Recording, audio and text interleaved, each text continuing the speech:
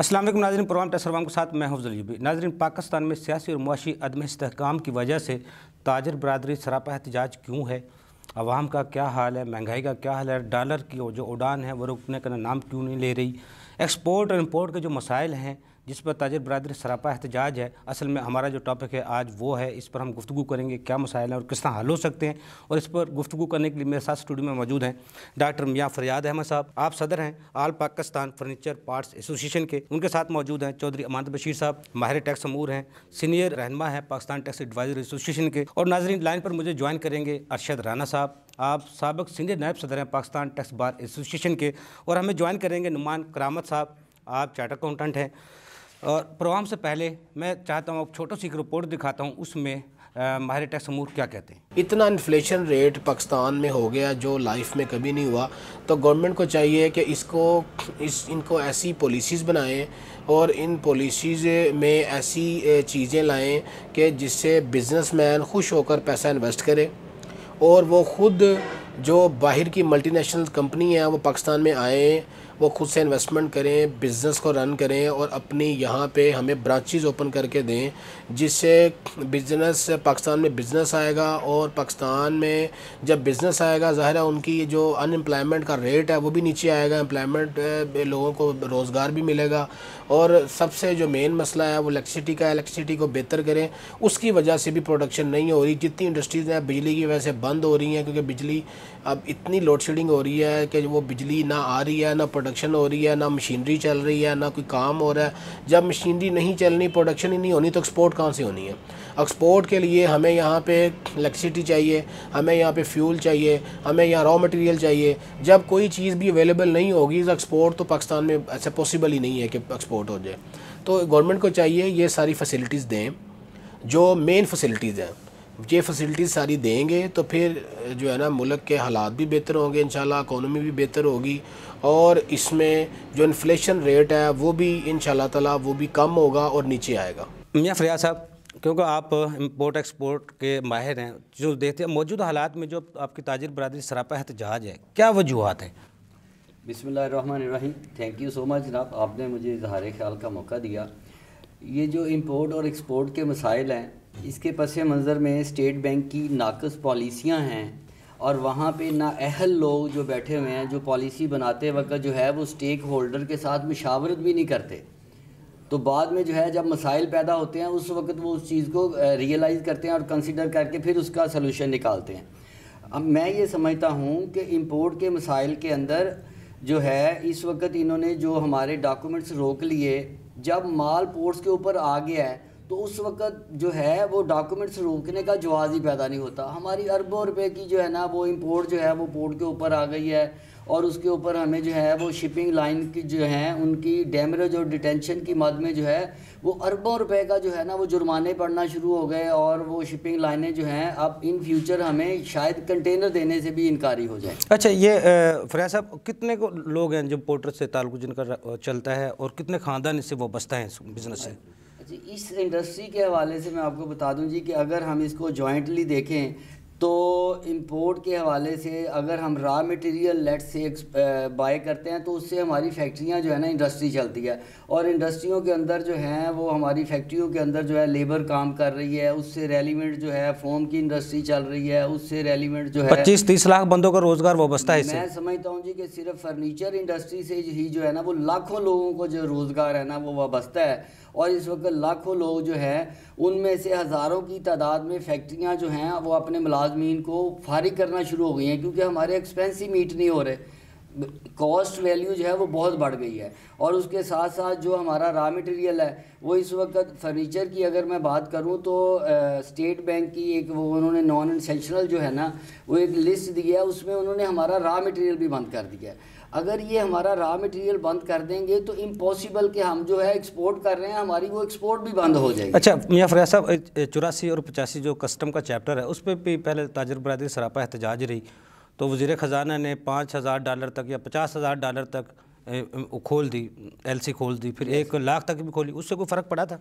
मैं आपको बताता हूँ जी, ये उन्होंने हमें जो है ना वो एक आप समझ लें कि एक झांसा दे दिया था ट्रक की बत्ती के पीछे लगाया था। 85 चैप्टर के थ्रू जो है ना हम मशीनरी इंपोर्ट कर सकते हैं, बट स्टिल अभी तक जो है ना वो स्टेट बैंक की अप्रूवल उसके आड़े आ जाती है, और स्टेट बैंक के अंदर ऐसे माफियाज बैठे हुए हैं जो मैं समझता हूं कि वो इंसाफ करते ही नहीं है। जब तक हमारी इंडस्ट्री को मशीनरी नहीं मिलेगी, ज़ाहिर बात है वो किससे चलेगा, एक्सपोर्ट को बढ़ा ही नहीं सकते। सही कह रहे हैं। बल्कि एक्सपोर्ट तो दूर की बात है, हम अपने मुल्क की जो हमारी डिमांड है हम तो उसको पूरा नहीं कर सकते।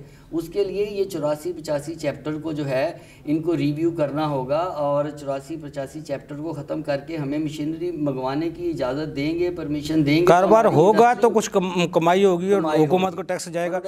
चौधरी अमन बशीर साहब, जिस तरह अभी मियाँ फरियाद साहब फरमा रहे थे, 1 साल पहले ना इंपोर्ट का कोई मसला था, ना एक्सपोर्ट का कोई मसला था, ना 5700 कंटेनर खड़े थे पोर्ट पे, फिर ये कैसे मसाइल कैसे पैदा हुए? ये सारी सूरत हाल पैदा करने में इसका जिम्मेदार आपको क्या लगता है? कोई हुकूमत नाकस मुआशी पॉलिसियाँ हैं या और कुछ है? जैसे भी मियाँ साहब फरमा रहे थे ना, इंपोर्ट और एक्सपोर्ट की जो पॉलिसीज होती हैं, आपके प्रोग्राम प्लेटफॉर्म से हमने पहले भी इस चीज़ को हाईलाइट किया है।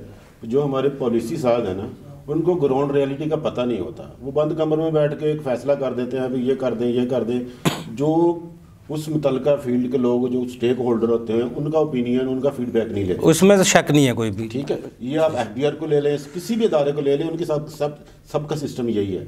अब रही जो इम्पोर्ट में प्रॉब्लम क्यों आए, उसकी बड़ी वजह यह है जो हमारे मुल्क के सियासी हालात हैं ना इस टाइम, वहाँ पे जो है ना सियासी अदम इस्तेहकाम है। और किसी भी मुल्क में जब तक सियासी इस्तेहकाम ना हो, मुआशी इस्तेहकाम उससे इंटरलिंक होता है। जी जी। अब इंपोर्ट में जो है डार साहब की जो पॉलिसी है, डॉलर को उन्होंने जो मैं जी कंट्रोल करूंगा 255 पे, मैं 225 पे, मैं उनको जिद लगाई हुई थी, मैंने 225 ऊपर से नहीं जाना देना, लेकिन वो मार्केट में 260 का था, 260 प्लस का था। अगर आप करेंसी को ना भी कंसीडर करें, जो आपका एक्सचेंज रेट होता है वो गोल्ड से भी कंपेयर करें तो आपका रेट जो है 260 प्लस आ रहा है। अब उन्होंने जिद की हुई थी। अब इस चक्कर में जो है बैंकिंग माफिया जो था, जो ज़्यादातर प्राइवेटाइज बैंक है नेशनल बैंक के अलावा, उन्होंने क्या किया हुआ, सबके डॉक्यूमेंट जो रोक लिए। अब इसमें स्टेट बैंक एक इंक्वायरी भी कर रहा है, ये विदन जो है 1.5 से 2 महीने के अंदर तकरीबन 50 बिलियन से ज़्यादा का जो है बैंकों ने पैसा कमाया है। ये एक्सचेंज रेट 1-2 माह के अंदर 1-2 माह के अंदर एक्सचेंज रेट और जो डॉक्यूमेंट रेट उन्होंने अपने इंपोर्टर से या अपने जी अकाउंट होल्डर से रिसीव की। अब इसकी इंक्वायरी किसने करनी है? वो इंक्वायरी होगी, बस उसके अंदर वो जो है ना, ये कार्टल बना हुआ ना सबका। जी। अब इंपोर्ट में 5700 से ज़्यादा कंटेनर हैं। ठीक है, अब ऐसे लोग भी हैं जिनको 2-2 महीने से कंटेनर वहाँ पे स्टक अप हुए हैं। उनके डॉक्यूमेंट की वैल्यू कितनी है? 5000, 6000, 7000। इवन के 23 जनवरी को अभी स्टेट बैंक ने एक सर्कुलर इशू किया है। ऐसे डॉक्यूमेंट जो सप्लायर है वो अगर बैंक को मैसेज कर देता है, 180 डेज का DA की उसको परमिशन दे देता है, तो उसकी कंडीशन जो है वो डॉक्यूमेंट मटेरियल जो है 18 जनवरी से पहले आ चुका हो, या बिल ऑफ लैंडिंग जो है वो 18 जनवरी से पहले का इशू हुआ हो। जी। इवन उसको भी स्टेट जो प्राइवेट बैंक इंटरटेन नहीं कर रहे हैं। जी। मेरे 2-3 क्लाइंट ऐसे हैं जिनके 5-5 हज़ार के डॉक्यूमेंट हैं, तो वो 5000 के डॉक्यूमेंट भी उस सर्कुलर आने के बाद भी जो है रिलीज नहीं कर रहे। तो फिर वो जो $50,000 की जो 84 वो भी लॉलीपॉप था। ग्राउंड रेडी बस वो काम हुआ कोई। अब किसी बैठे हैं ना मियां साहब, अब इंपोर्टर से पूछे ना, इंपोर्टर फेस क्या कर रहा है। अब एक चीज की वैल्यू उसने मंगवाई है 100 रुपये उसकी कॉस्ट है। जी। अब उसको 500 रुपये उस पर डैमरेज पड़ गया अब तक। सही कह रहे हैं आप। अब उसमें यार्ड के भी पैसे हैं, शिपिंग लाइन के भी पैसे हैं। अब मियां साहब सही कह रहे हैं। नेक्स्ट अभी तो ये इन्होंने जो किया है ना, शिपिंग लाइन ने जितनी इंटरनेशनल शिपिंग लाइन थी, उन्होंने गवर्नमेंट को कहा है अब अगर यही सूरत रही तो हम पाकिस्तान के साथ ट्रेड बंद कर देंगे, हम अपने कंटेनर जो है पाकिस्तान के लिए लोड नहीं करेंगे। इसलिए गवर्नमेंट ने थोड़ा सा ना ये अभी जो सर्कुलर इशू किया है ना, इसको मैं चाहता हूँ इसको जो है ना इम्प्लीमेंटेशन होनी चाहिए, लेकिन नहीं हो रही। इसमें मुआशी पॉलिसी मेकरों का तो कोई काम नहीं है ये इंपोर्ट से एक्सपोर्ट से, क्योंकि ये तो एक्सपोर्ट होती है हुकूमत को फ़ायदा होता है, डॉलर आते हैं, इंपोर्ट आती है हुकूमत को डॉलर देने पड़ते हैं। डॉलर किस तरह गायब हुआ? फिर डॉलर यही हुआ ना, डॉलर का ओपन मार्केट में रेट ज़्यादा था। अब ये देखें ना, आप इंटरबैंक का और ओपन मार्केट का मैक्सिमम रेट डिफरेंस जो होता है 2 से 2.5 रुपये का होता है। यहाँ पे 40 रुपये का डिफरेंस था, 35 रुपये का डिफरेंस था। तो फिर वो लोगों ने कारोबार तो वो किया कारोबार किया है ना। जी। वो ये सारा इनके पसे पर्दा कुछ होगा नहीं। इसकी अगर साफ तहकीकात की जाए तो सारे सामने आ जाएंगे, लेकिन कौन करेगा? लेकिन यहाँ सच बोलना जो है ना, आपको पता ही है। मिफ्ता इस्माइल साहब जब सख्त फैसले कर रहे थे, जब उनको निकाला गया तो वो सच बोलना वो भी शुरू हो गए। तो मामला आप उनको देखें ना, अब मिफ्ता इस्माइल साहब और डार साहब आमने सामने हैं, लेकिन हमारा प्लेटफॉर्म जो है ना, ये टैक्स से और पॉलिसी से रिलेटेड हमें जो है ना, लेकिन जो फैक्ट है उसको भी बताना चाहिए। ठीक है जी चौधरी साहब, इसमें सारे लड़ाई में, हुकूमत की बड़ों की लड़ाई में, जो ताजर है जो पिस रहा है, या टैक्स पेयर है जो सफ़र कर रहा है, जो इम्पोर्टर है वो सफ़र कर रहा है, इस सफ़र उनका क्या गुनाह है? और अवाम जब इम्पोर्टर इतनी सख्त महंगाई में डैमरेज डाल के जब वो चीज़ें उसके पास आएंगी, ज़ाहिर बात है उसका अखराजात बढ़ जाएंगे, वो महंगी बिकेंगी, वो महंगाई का तूफान उठेगा, उसका बोझ भी तो अवाम पे जाएगा। अवाम का क्या गुनाह है और उसका क्या गुनाह है? जो है उसका असर किस पे जाएगा? आम आदमी भी जाएगा ना। इम्पोर्टर ने जब अपनी कैलकुलेशन करनी है, ये चीज़ मुझे इतने में कॉस्ट कर रही है, तो उसने सारे एक्सपेंसेस इंक्लूड करने हैं उसमें। उसमें तो पास ऑन आगे करने हैं ना। अब अवाम की किसी को फिक्र ही नहीं है अवाम के साथ क्या हो रहा है। आप अभी आप देखें 2 महीने बाद यहाँ पे जो है ना, अगर रमज़ान शरीफ आ रहा है, रमज़ान शरीफ में देखिए अगर यही सूरत आ रही, आपकी दालें कहाँ चली जाएंगी, आपका घी का जो प्रॉब्लम आ जाएंगे, मुझे नहीं समझ में आ रही। अच्छा, गवर्नमेंट जो है ना इसमें संजीदा हुकूमत को होना पड़ेगा। मियाँ फरियाद साहब, आप कन्वीनर भी हैं लाहौर चैम्बर ऑफ कॉमर्स की कमेटी, जो फर्नीचर कमेटी है, तो उसमें चैम्बर में भी आवाज़ उठाई जाती है, बार बार हुकूमत को मुतालबा किया जाता है, एमनेस्टी का भी बार बार मुतालबा किया जाता रहा है, अब तक भी हो रहा है। आकाश अनवर साहब मुतालबा करते हैं एमनेस्टी दें, ताकि आपके पास जो डॉलर नहीं है वो डॉलर आ सकते हैं। तो कुछ में कोई फ़र्क पड़ा है हुकूमत के मुतालबात करने से? आप हमारे मुतालबात जो हैं वो तो हुकूमत से बदस्तूर जो है वो इसी हवाले से चलते रहते हैं कि इस वक्त जो क्राइसिस की कंडीशन है, इसमें हमें किसी जगह पे हुकूमती रेट भी नज़र नहीं आती। आप देखें कि ये जो बिग डिफरेंस है इंटर बैंक का और मार्केट का, अगर हमारी हुकूमती रेट कायम हो और हम जो है मार्केट के रेट को उसके डॉलर के करीब रखें। अब हुआ इसमें यह कि हमारे फॉरेन रेमिटेंस आना बंद हो गए। हमारे जितने भी पाकिस्तानी थे बाहर से जो रेमिटेंस भेजते थे, जब वो देखते थे वो शरायत हुकूमत ने शरायत सख्त रखी थी या और कोई वजूहत है? डिफरेंस आप देखें कि इंटर बैंक रेट 225 अगर चल रहा है तो दूसरी साइड पे 250 है। 225 का जो डिफरेंस था वो फॉरेन रेमिटेंस में, एक पाकिस्तानी जो अमेरिका में बैठा है, यूके में बैठा है, वो क्या देखता है कि यार मैं अगर इंटर बैंक से भेजूँ तो वो 225 रुपये का, मैं अगर वो हुंडी के जरिए भेजूँ तो वो 250 का। अब वो तो अपने बेनिफिट को देखेगा ना, ज़ाहिर बात है। अब वो हुंडी के जरिए भेजेगा, जिस वजह से पाकिस्तान के अंदर बहुत बड़ा जो है वो डॉलर का शॉर्टफॉल आया। और इसके साथ साथ एक चीज़ मैं आपको और बताता चलूँ कि हमारे जो एक्सपोर्टर हजरात हैं, जब उन्होंने भी देखा कि इंटर बैंक से हमारी जो पेमेंट्स आ रही हैं वो तो आ रही हैं 225 में, और इसके अगेंस्ट जो पेमेंट्स हमारी हुंडी के जरिए अगर आती हैं तो वो आएंगी 250 में। जी तो हमारे कुछ एक्सपोर्टर हजरात ने भी जो है इससे फ़ायदा उठाया, इस पेमेंट को होल्ड करवाया बाहर। जी ठीक है, हालांकि वो रूटीन में अगर आती रहती तो ये डॉलर का इतना बड़ा बहरान जो है ये पैदा ही नहीं हो सकता था।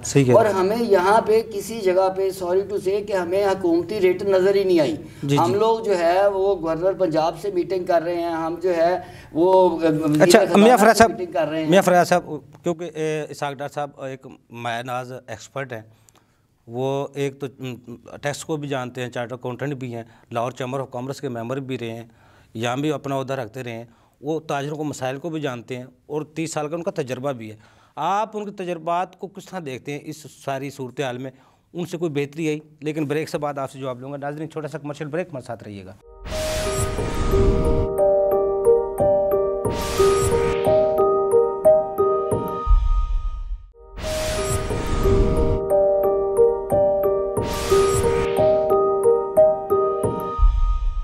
वेलकम बैक नाजरीन। नुमान करामा साहब हमें ज्वाइन कर चुके हैं। आप चार्टर्ड अकाउंटेंट हैं, माहिर टैक्स अमूर हैं, एडवोकेट हैं। पहले मैंने सवाल किया था मियाँ फरियाद साहब से, वज़ीर ख़जाना का जो तजर्बात थे, आप क्या समझते हो तजर्बात में से कोई फ़ायदा आवाम को पहुँचा है, मुल्क को फ़ायदा पहुँचा है कुछ? जी, मौजूदा टेन्योर में अगर मैं कहूँ तो मैं समझता हूँ कि जी कोई फ़ायदा नहीं पहुँचा। इससे प्रीवियस जो इनका टेन्योर था उसमें इन्होंने इकॉनमी को बड़ा अच्छा जो है वो संभाला, बूस्ट किया था। बट इस दफ़ा जो है वो हमें किसी जगह के ऊपर जो है ना वो वज़ीर ख़जाना की जो स्पेशल एक्टिविटीज़ है ना जी वो नज़र नहीं आई। हमें याद है कि इनके प्रीवियस टेन्योर में ये हुआ था कि इन्होंने जब एक दफ़ा कहा था कि ये हुंडी हवाले का काम बंद कर दिया जाएगा और हम इसके ऊपर स्ट्रिक्ट एक्शन लेंगे, तो डॉलर जो है वो फ़ौरन कंट्रोल में आ गया। पर इस दफ़ा हमारे लिए सरप्राइजिंग ये है कि हमने किसी जगह पे, एक जगह पे भी इनका कोई इस तरह का बयानिया नहीं देखा कि जिसमें इन्होंने हुंडी हवाले के काम के डिस्करेज किया हो और ये कहा हो कि जी हम इंटर बैंक का जो है रेट उसके मुताबिक काम जो है ना वो लेके चलेंगे। तो इसलिए कोई ख़ास हमें इसमें नज़र नहीं आया कि जी साहब वैसे ये IMF की शराइत की वजह से सारी मुश्किलात आपके लिए पैदा की गई हैं, टैक्स पेयर के लिए या इंपोर्टर के लिए। ये आलमी सतह पर भी एक महंगाई का तूफान हुआ है उसकी वजह से, यूक्रेन की जंग की वजह से जो है ना जी वो एक डिफरेंट थिंग है। देखें अदर कंट्रीज़ में हम देखते हैं कि वहाँ पे जो है ना वो इनका जो मुआशी मामला है ना जी, या इकॉनमी जो है वो स्टेबल है। हमारे यहाँ पे इकॉनमी जो है ना वो तो डी वैल्यू होते होते गलती कहाँ पे हो रही है? अच्छा, मैं ये समझता हूँ जी कि हमारी हुकूमती जब ये हमारा सियासी इस्तेहकाम होगा तो उस वक्त हमारी गवर्नमेंट की रेट जो है ना वो कायम हो जाएगी और फिर इन ये जो इश्यूज हैं इनको जो है ना फिक्स। अच्छा नहीं, अब 17% जो टैक्स वो शरह सूद इन्हें किया है, 17% किया, उस पर आप सर्वाइवल हो जाएंगे? Sir it's too difficult. आप ये देखें कि जब बिज़नेस कम्युनिटी में, मैं ये समझता हूँ जी कि इस वक्त कारोबार जो है ना वो तो ऑलरेडी डैमेज हो चुके हैं। इंडस्ट्री हमारी बंद हो रही है, शोरूम हमारे खाली हो रहे हैं, फैक्ट्रियाँ बंद हो रही हैं, और इसके ऊपर पेट्रोल का काम ये हुआ है कि इन्होंने हमारी वो जो जलती हुई फैक्ट्रियाँ हैं जो बंद हो रही हैं उनके ऊपर पेट्रोल डाल दिया है कि ये बिल्कुल ही जो है ना वो ख़त्म हो जाएं। जब ये शरह सूद बढ़ती है तो इन्वेस्टर अपना पैसा उठा लेता है। सही कह रहे हैं। अब वो देखते हैं कि जी मेरा बेनिफिट कहाँ पे है, वो उस साइड पे मूव करेगा। तो ये यहाँ पे जो है इसको तो हमें अगर इंटरनेशनल मार्केट में कम्पीट करना है, जैसा कि आप समझते हैं कि हमारी हुकूमत का विजन ये है, हमारे हुक्मरान ये फरमाते हैं कि जी हमने अपनी एक्सपोर्ट को बढ़ाना है और इंपोर्ट को कम करना है, ट्रेड डेफिसिट को हमने जो है ना वो कंट्रोल में करना है। तो अगर ये हमारा जो है वो इंटरेस्ट रेट बढ़ेगा, डबल डिजिट पे होगा, डबल डिजिट में चला जाएगा। जबकि हमारे जो हम इंडिया का कंपैरिजन करें, हम जो है वो इसके साथ बांग्लादेश का कंपैरिजन करें, मैं नहीं जाता कि जहाँ पे 0% इंटरेस्ट है।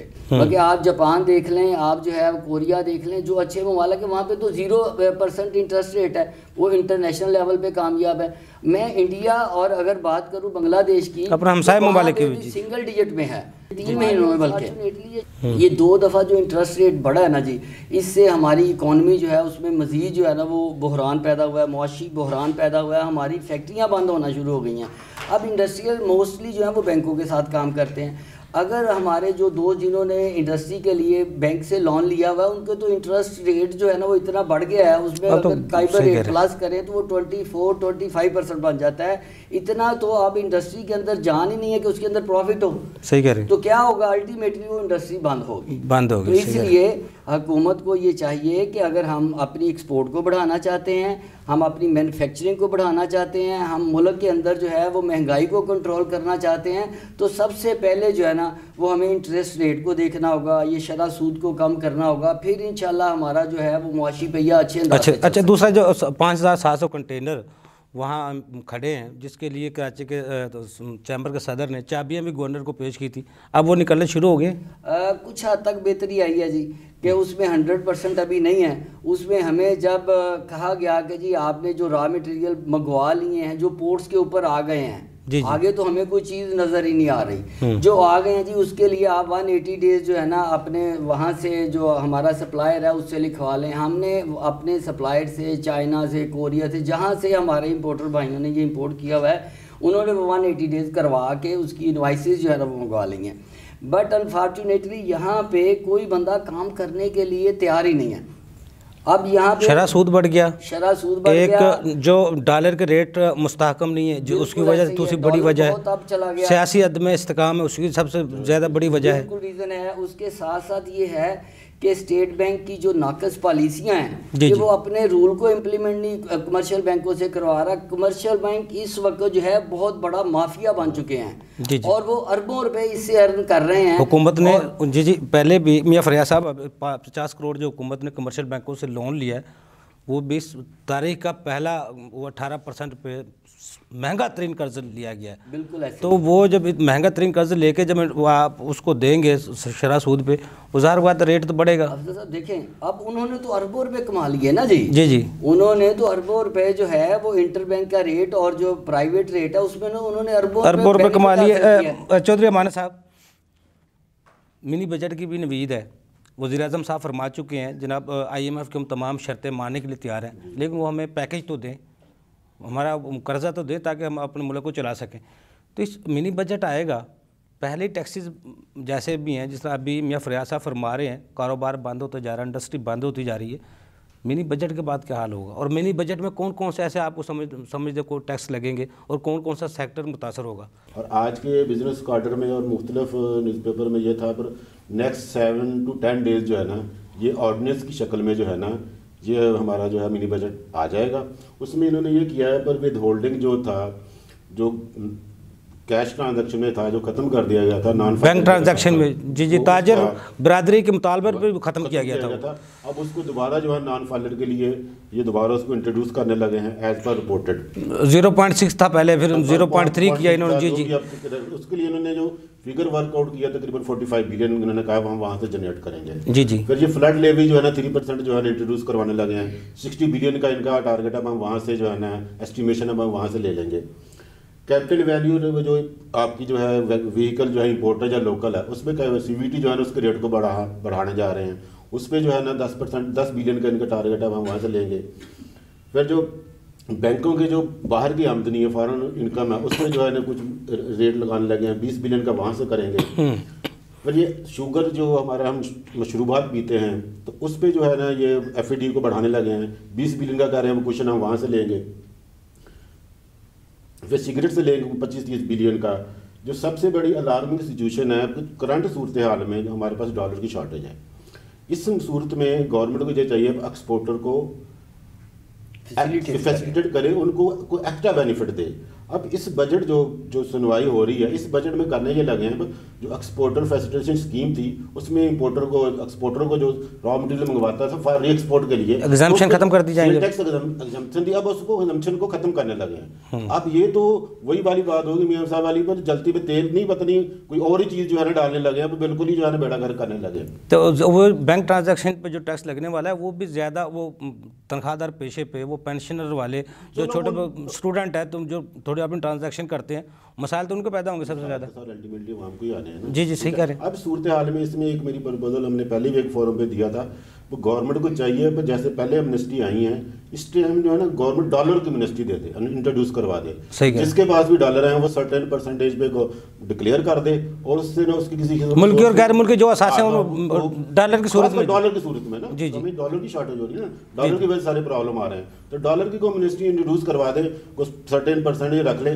ताकि जो हमारा गैप है डॉलर का वो कम से कम जो है किसी हद तक आ जाए। और लोगों के पास बहुत डॉलर है, बहुत डॉलर इंट्रोड्यूस करवाएंगे तो उसका जो है ना डॉलर एमनेस्टी की आपने प्रपोजल है। नुमान करामा साहब मौजूद है, जो मुआशी सूरत हाल है सारी इकनॉमी की तौर पर भी आप किस तरह देखते हैं, और सियासी तौर पर किस तरह देखते हैं, और मुआशी हालात को हम किस तरह बेहतर कर सकते हैं? इस वक्त जो हमारी इस वक्त टोटल इकनॉमिक सिचुएशन है, ये बिल्कुल एक क्योस का शिकार है। इसमें कुछ किसी भी चीज़ में, किसी भी सेक्टर में, किसी भी तरफ कोई स्टेबिलिटी नहीं है, बिल्कुल एक अनसर्टेनिटी हर तरफ है, जिस वजह से बिल्कुल शॉर्ट टर्म छोटे छोटे चीज़ों पे फैसले आ रहे हैं। कोई भी किसी भी सेक्टर में देख लें, जैसे ऑनरेबल पैनलिस्ट ने बात की है कि कोई भी बंदा काम करने को इस वक्त तैयार नहीं है। हुकूमत है, दूसरे स्टेक होल्डर्स हैं, जो भी वो शॉर्ट टर्म चीज़ें अपने अपने वो उस हिसाब से दे के डिसीजन ले रहे हैं। इस वक्त तो मुल्क की जो सूरत हाल है वो ज़्यादातर जो ख़राबी है वो पॉलिटिकल। अच्छा, कॉर्पोरेट सेक्टर को आप खास तौर पे देखते हैं, कॉर्पोरेट जो सेक्टर है, कॉर्पोरेट सेक्टर, उसमें कोई बेहतरी आ रही है? देखिए, ये आप ये समझें कि आप पाकिस्तान में अगर आप समझते हैं कि इन्वेस्टमेंट का या इन्वेस्टर का या कॉर्पोरेट सेक्टर में वो मसला है, वो ऐसा कोई मसला नहीं है। SCCP में अगर आप देखें, हर माह 3 से 4 हज़ार नई कंपनियां बन रही हैं, नए सेक्टर आ रहे हैं, लेकिन मसला किधर आ रहा है? उनके लिए आसानियाँ नहीं हैं।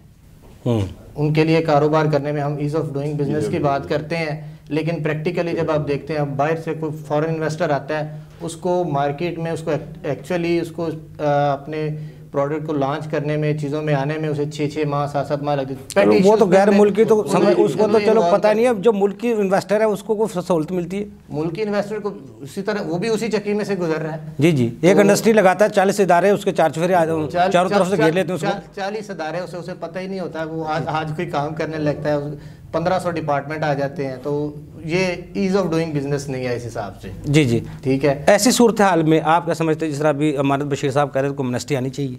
एमनेस्टी आनी चाहिए जी, बिल्कुल आनी चाहिए। एमनेस्टी से आप जितनी भी पिछले 22-23 एमनेस्टी आई आते उससे कोई फ़ायदा तो नहीं हुआ मुल्क का, उसके बाद भी वही हाल रहता है एमनेस्टी के बाद भी। और मौजूदा टैक्स पेयर के साथ जुल्म है ये, जो बराबर अपनी हक हलाल की कमाई से, मेहनत की कमाई से प्रॉपर टैक्स दे रहा है, और एमनेस्टी आती है जो वो उससे लोग फ़ायदा उठा लेते हैं। देखिए, आपका उस तरह से ना सिस्टम नहीं है। अगर तो ये सिस्टम हो, चीज़ें बने और उन पर प्रॉपर, असल बात ये सिस्टम नहीं है। मैं ब्रेक से बाद आता हूँ, फिर आपसे गुफ्तगू करूँगा। नाज़रीन, यहाँ छोटा सा कमर्शियल ब्रेक में साथ रहिएगा।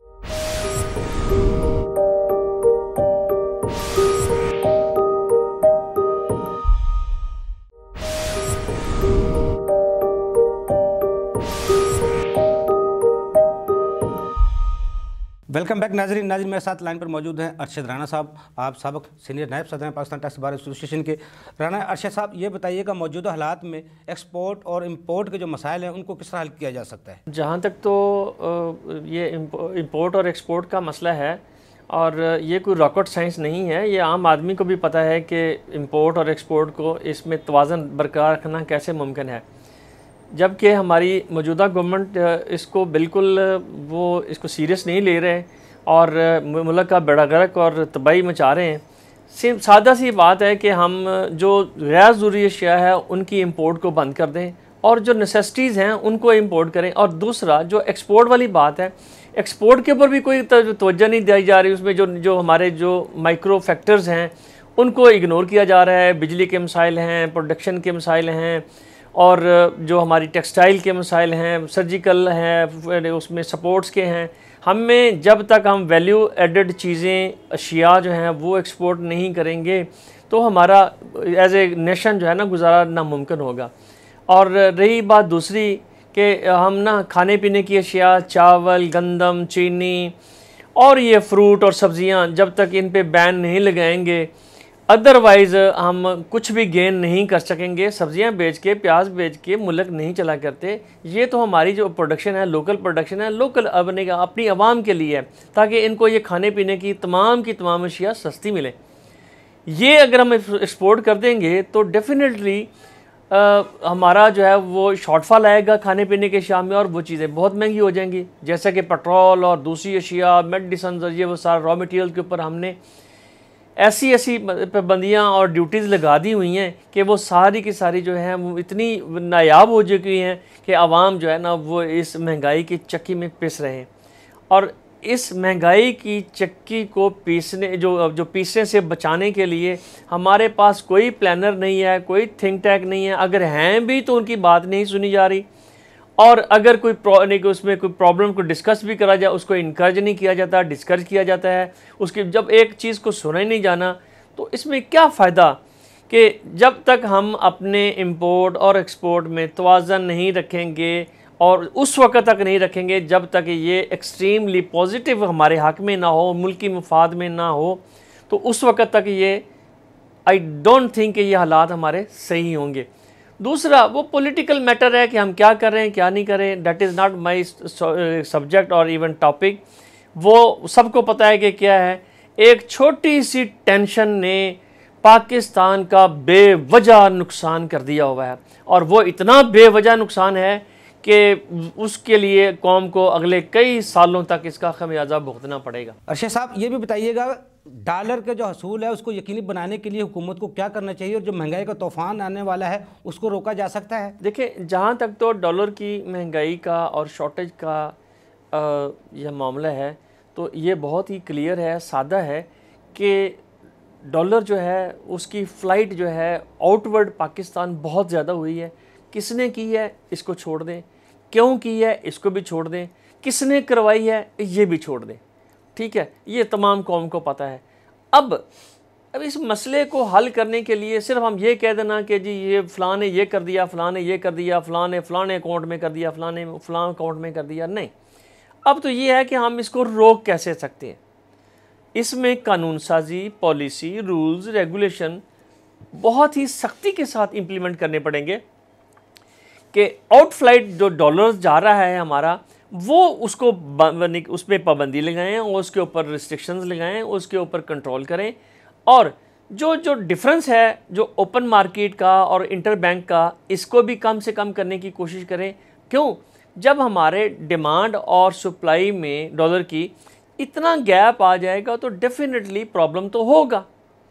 इस प्रॉब्लम को, ये भी कोई रॉकेट साइंस नहीं है, बहुत बड़ा इकोनॉमिस्ट होना भी बहुत ज़रूरी नहीं है, सिर्फ एक हमारी जो विल है डैट शुड एग्जिस्ट कि हमें मतलब है कि ये कोशिश ये करनी चाहिए कि जो इस वक्त हम डॉलर का क्राइसिस फेस कर रहे हैं इसको इकोनॉमिकली, स्टेट बैंक को भी करना चाहिए, जो तमाम रेगुलेटरी अथॉरिटीज़ को भी और कंसर्न अथॉरिटीज़ को भी, इसको हम जब तक इसको कंट्रोल नहीं करेंगे। और जो चीज़ है जिस पे हम नहीं ध्यान दे रहे वो ये है कि हम लग्जरी आइटम्स की इंपोर्ट को कहीं भी स्टॉप नहीं कर रहे। ना कुत्तों की खुराक हम बंद कर रहे हैं, ना खाने पीने की अशिया को बंद कर रहे हैं, बल्कि मुझे तो ये लग रहा है कि हम ये जो खाने पीने की जो हमारी लोकल प्रोडक्शन है, लोकल प्रोड्यूस है, जो हमारी ज़रिया जनास है, कहीं इसको भी बेचना शुरू करके कहीं हमारा अपना जो डेफिसिट को पूरा करने के लिए ये इकदाम ना करने शुरू कर दें। अगर ये इकदाम हो गया तो पाकिस्तान की कौम जो है ना, वो उसको भूखों मरने से कोई रोक नहीं सकेगा। क्यों? इतनी चीज़ें हो जाएंगी। सबसे बड़ी बात यह है कि हमें कुछ बेसिक जो हैं वो इकदामात लेने हैं, और वो इकदामात ये हैं कि कम से कम खाने पीने की अशिया, गंदम, चावल, फ्रूट, सब्जियां, घी और चीनी वगैरह, इसकी इंपोर्ट पे टोटल बैन लगाना चाहिए ताकि लोकली ये महंगी ना हो और अवाम हमारी भूखों और फाकों ना मरे। इन फाकों से बचाने के लिए दूसरा जो बहुत अहम बात है कि हम सब्जियां बेच के, प्याज बेच के, ये जो चीज़ें हैं इसे हम डॉलर नहीं कमा सकते और ना इसे मुल्क चलाए जा सकते हैं। हमें चाहिए कि हम वैल्यू एडिड चीज़ें जो हैं वो एक्सपोर्ट करें और मैक्सिमम जो गेन हासिल करने की कोशिश करें। डॉलर को हम इन जो हमारे रिजर्व्स हैं उसको इन्हांस करें और इंपोर्ट पे बैन लगा के जो गैर ज़रूरी अशिया हैं। और दूसरा, हमें थोड़ा सा इसमें भी फ़िक्रमंद होना चाहिए कि ये जो हमारी जो मेहनत है, कमाई है आवाम की, जो टैक्सों की सूरत में, गवर्नमेंट शुड नो कि इनसे बहुत सारे लोगों की तनख्वाहें जाती हैं और गवर्नमेंट को फ़िक्र करना चाहिए कि अगर ये तनख्वाहें बंद होगी तो हमारा डिफेंस कहाँ जाएगा, हमारा मुल्क कहाँ जाएगा, जो हम डिस्ट्रक्शन की तरफ, तेज़ी की तरफ जा रहे हैं। We should have to stop by implementing reasonable and appropriate actions. जी बहुत शुक्रिया राना अरशद साहब, आपने हमें टाइम दिया। नुमान करामा साहब, क्या प्रपोजल है आपके आखिर में इस मौजूदा हालात में इससे निकलने के लिए, ताकि हुकूमत को भी सूखा सांस मिले, अवाम को भी सूखा सांस मिले?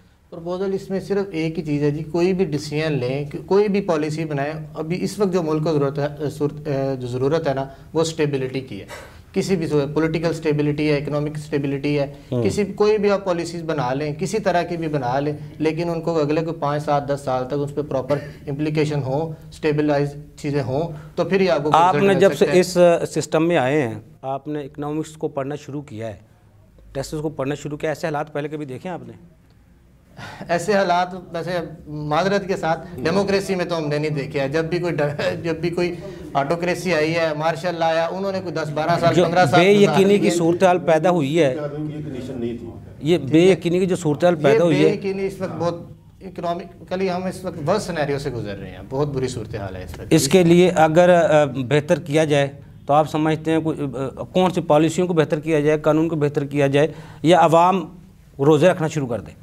अब देखें जी, हर सूरत हाल में मसला अल्टीमेट जो इसमें पिस रहा तबका वो आम ही है। डायरेक्ट टैक्सेस हैं, इनडायरेक्ट टैक्सेस हैं, कुछ भी सूरत हाल है, ये जो इंपोर्ट अगर बैन करते हैं, कुछ भी चीज़ें ख़त्म करते हैं, इंडस्ट्री ख़त्म हो रही है, उसका सारा अल्टीमेट बर्डन जो है अवाम पे आएगा। मियां फरियाद साहब, हमारे अदरक के वहाँ पे कंटेनर जो है, थोम के हैं, प्याज के हैं, प्याज के हैं, ये सारी चीज़ें जो हैं ये तो हमारे यूज़ वाली हैं। और इसके साथ साथ एक जो बड़ा गंभीर मसला हमें नज़र आ रहा है इस वक्त कि हमारी गंदम की फसल तैयार होने वाली है, बिल्कुल ऑलमोस्ट उसके करीब है, उसके लिए हमारे पास स्प्रे अवेलेबल नहीं है। तो बैंकिंग सेक्टर में फर्स्ट प्रायोरिटी पे जो चीज़ें करने वाली हैं जो कि कमर्शियल बैंकों के अंदर बेहिसी की वजह से ख़राब हो रही हैं या अलाउ नहीं कर रहे, तो मेरा हुकूमत पाकिस्तान से ये मुतालबा है कि खुदारा आप हमें जो है वो जीने के लिए जो फूड है वो तो मुहैया कर दें। सही कह रहे हैं। हमारी जो गंदम है, गंदम का इतना बड़ा बहरान आएगा कि हमारा जो नीचे वाला तबका है वो पिस के रह जाएगा। ठीक है,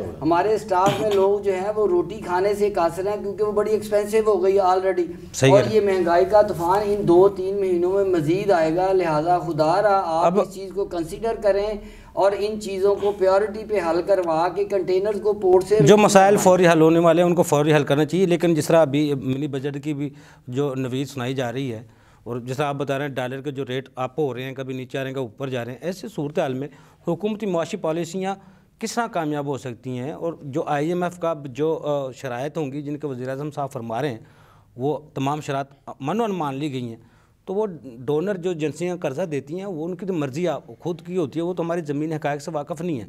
तो ऐसी सूरत हाल में फिर कैसे इस्तेहकाम आएगा? देखिए जी, इस्तेहकाम के लिए तो हमें कुर्बानी देनी पड़ेगी। मैं कुर्बानी अवामी देती रहेगी हमारे को अशराफिया भी या हुक्मरान भी? हमेशा कुर्बानी जो है ना वो दी है ताजरों ने या अवाम ने। जी जी। इस वक्त ताजर जो है वो हुकूमत से मुतालबा करते हैं कि आप वज़ीर-ए-आज़म हाउस से कुर्बानी का जो है ना वो स्टार्ट शुरू करें। सही आप वहाँ पे जो है ना अपने खर्चे कम करें, अपने शाह खर्चियाँ प्रोटोकॉल बंद करें, उसके साथ आप इलेक्ट्रिसिटी के और फौज जफर जो मौज है उसको कम किया जाए, उसको कम 77 की जो कबीना है उसको कम किया जाए, वो खराज सारी साइडों से जो है वो इस वक्त हुक्मरान अगर जो है वो कुर्बानी देंगे और हुक्मरान नमूना बन के सामने आए तो ये कौम उनके साथ खड़ी होगी इंशाल्लाह। और एक दफ़ा फिर जो है पाकिस्तान में जो है वो सियासी और माशी इस्तेहकाम आ सकता है अगर जो है ना वो हमारे हुक्मरान सीरियस होकर इस इशू को देखें, इसको सॉल्व करने की कोशिश करें, तो हम इंशाल्लाह अपने मिसाक मुआशरत का जो नारा लगता है इसका मतलब है ये हमारे हुक्मरान हैं वो कर सकते हैं। आप समझते हैं हमारी जितनी भी जमातें सियासी जमातें हैं इस मुल्क के लिए मिसाक जमहूरियत हो सकता है। आप अब 5 साल आपके 5 साल उसके, 5 साल आपके 5 साल उसके, ये मिसाक मुआशरत नहीं हो सकता। मुआशरत हो सकता है अगर ये चाहें तो ये हमारे मुल्क के लिए जो है ना बहुत फ्रूटफुल है कि हमारी सियासी पार्टियां कोई भी आएँ, अगर मुआशी जो है वो हमारा एक एग्रीमेंट हो जाए इस तो उससे जो है वो हमारा इंशाल्लाह बहुत ज़्यादा जो है वो इंडस्ट्री को और ट्रेडर्स को और गरीब आदमी को उसका फ़ायदा होगा मिसाक मईशत का, और उसी मिसाक मईशत से जो है वो कोई आए या जाए कम अज़ कम हमारी जो है ना वो मईशत का पहिया चलता रहेगा। वैसे चौधरी अहमद बशीर साहब, टाइम कम है, ताजरों का एक नारा है जो काफ़ी अरसे से चल रहा है, चार्टर ऑफ इकॉनमी, ये मुमकिन है? सर मुमकिन तो सब कुछ है, जैसे ये अपनी ज़ाती मफादात के लिए इकट्ठे हो सकते हैं, तो इस मुल्क के मुआशरत के लिए क्यों नहीं? मुल्क की मुआशी मामलात के लिए क्यों नहीं इकट्ठे हो सकते? सही कह रहे हैं। होना चाहिए और वक्त की ज़रूरत भी है, लेकिन मियां साहब ने कहा था कि इसके लिए ना जो हुक्मरान होता है उसको अपने करदार से अपनी बाई एग्जाम्पल जो है ना सेट करनी पड़ती है। देखें जी हम अपने ये हमारे मामला थे, हमने इसको रिड्यूस किया, 80 के करीब इनकी कबीना है। अब आप कह रहे हैं शाह खर्चियाँ रिड्यूस क्या करना, उन्होंने 15 मेंबर कमेटी बना दिया, हमें बताया जाए नई कमेटियां बननी शुरू हो गई। 15 में रुकनी कमेटी बनाई है, वो ये फाइंड आउट करेगी वो खर्चे किस तरह कम कर रहे हैं। अब उस 15 मेंबर उनके 15 खर्चे उनके कहाँ जाएंगे? वो एडिशनल बोझ और आ गया। लग्जरी गाड़ियों के लिए एलसी खुल सकती है, लग्जरी गाड़ी का प्रोग्राम होगा ना, लग्जरी गाड़ी पे, ठीक है जी। 1.2 बिलियन डॉलर की गाड़ियां आई हैं जी, वो खुल गई हैं एलसी, वो गाड़ियां आ गई हैं, $5,000 की जिनके एलसी नहीं खुली। अमान साहब ज्यादती है ना? ज्यादती तो है, अवाम की सुनता। अच्छा अमान साहब जी, सारी सूरत हाल में इकोनॉमिक देखे जाए या सियासी देखी जाए, इसमें जो टैक्स पेयर सफ़र कर रहा है उसका क्या गुनाह है? उसके लिए भी कुछ मुश्किल, और जो टैक्स टारगेट है इस दफ़ा आप समझते हैं पूरे हो जाएंगे? हाँ हुआ सर, दिसंबर तक का 300 बिलियन शॉर्टफॉल था ना, इसलिए तो मिनी बजट आ रहा है। आज की आप देखिए इस्लामाबाद हाई कोर्ट में 7 पिटीशन थी जी, जो 18 में और 19 में टैक्स मिनिस्ट्री आई थी, उसके जो है ना उसको नोटिस कर दिए टैक्स FBI ने। FBI इतना एक्टिव है, जिन्होंने मिनिस्ट्री ली थी उनको नोटिस इशू कर दिए। ज़ाहिर बात अब उनको क्या करेगा, वो उसके पास है क्या है? जब जो कारोबार लोगों का है नहीं, इंडस्ट्री बंद नहीं होंगी तो फिर वो लोग किसी को टैक्स लेना मामला यही है तो इसके भी सिंसियर लोगों को लेके आए और एक ऐसा सिस्टम बनाया, कोई भी आए XYZ आए, लेकिन जो मईशत के मामले आते हैं वो कोई अगले 15 साल तक के लिए ना पॉलिसी को फिक्स कर दे, अगर कोई भी आए उस रोड मैप को जो है ना वो डिस्टर्ब ना किया जाए। तो बजट में एक दफ़ा 10 साल के लिए बजट एक दफ़ा दे दिया जाए ना ताजर बरादरी के लिए, वो भी तो प्लान करती है मैंने साल में इतना टैक्स देना है, ये मैंने सिस्टम करना है। अगर 10 साल के लिए उनके लिए प्लान बन जाए, एक बजट आ जाए, हर साल 5% या 10% बढ़ा लें आप, बैठ के सबको बिठाएं, उसमें वर्किंग हो सकती है, क्यों नहीं हो सकती सर? हर चीज़ पॉसिबल है अगर आपकी नीयत सही हो, आपकी सिमत दुरुस्त हो तो सब कुछ मुमकिन है। कौम में बड़ा पोटेंशियल है। चौधरी रहमान साहब आपको बहुत शुक्रिया, नुमान करामा साहब आपको बहुत शुक्रिया, डॉक्टर मियां फरियाद अहमद साहब आपको बहुत शुक्रिया। नाजरीन, हमारे एक्सपर्ट की आपने गुफ्तगू सुनी। इस मुल्क में कमी किसी चीज़ की नहीं है, सिर्फ नीयत को दुरुस्त करने की ज़रूरत है, अपनी सिमत को दुरुस्त करने की ज़रूरत है। इस मुल्क में किसी चीज़ की कमी नहीं है, तमाम वसाइल इस मुल्क में मौजूद हैं, उनको सिर्फ बुरवेकार लाने की ज़रूरत है। अगले प्रोग्राम तक के लिए अफजल अजीब को इजाज़त दीजिए। अल्लाह हाफ़िज़। पाकिस्तान जिंदाबाद।